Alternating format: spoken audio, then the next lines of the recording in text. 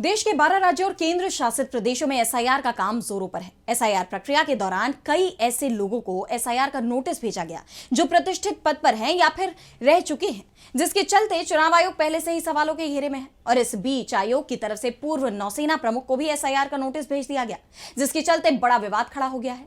तो क्या है ये पूरी खबर, जानने के लिए देखिए ये रिपोर्ट।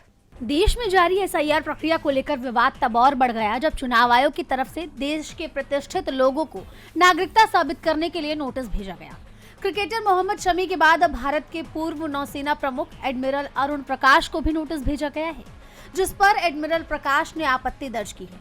उन्होंने एक्स पर पोस्ट किया कि हम पहले ही अपना और अपने परिवार का फॉर्म भर चुके हैं। इसमें हमसे जो जानकारी मांगी गई थी हम लोगों ने उसे भर दिया था। फॉर्म भरने के बावजूद चुनाव आयोग ने मुझे और मेरी पत्नी को प्रत्यक्ष रूप से पेश होकर अपनी पहचान साबित करने को कहा है। एसआईआर पर चुनाव आयोग का नोटिस मिलने पर आपत्ति जताते हुए उन्होंने चुनाव आयोग को टैग करते हुए एक्स पर पोस्ट किया कि चुनाव आयोग को ये बताना चाहूंगा कि अगर एसआईआर प्रपत्रों में अपेक्षित जानकारी नहीं मिल रही है तो उन्हें संशोधित किया जाना चाहिए।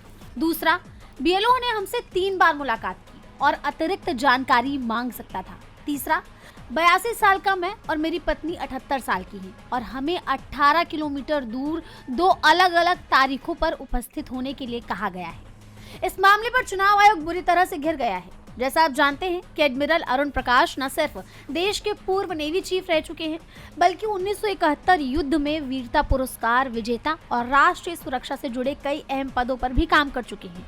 ऐसे में उन्हें एसआईआर का नोटिस मिलना चुनाव आयोग की गंभीरता और कार्यशैली पर गंभीर सवाल खड़े करता है। और ये मामला कोई पहला मामला नहीं है जब सम्मानित लोगों को अपनी नागरिकता साबित करने को कहा गया हो। इससे पहले क्रिकेटर मोहम्मद शमी और नोबेल पुरस्कार विजेता अमर्त्य सेन को भी पहचान साबित करने को कहा गया था, जिस पर पश्चिम बंगाल की मुख्यमंत्री ममता बनर्जी ने कड़ी आपत्ति दर्ज की थी। वहीं अब पूर्व नौसेना प्रमुख एडमिरल अरुण प्रकाश को भी नोटिस मिलने से बड़ा विवाद खड़ा हो गया है। देखना होगा कि चुनाव आयोग की तरफ से इस पर कोई प्रतिक्रिया आती है या नहीं। डीबी लाइव की रिपोर्ट।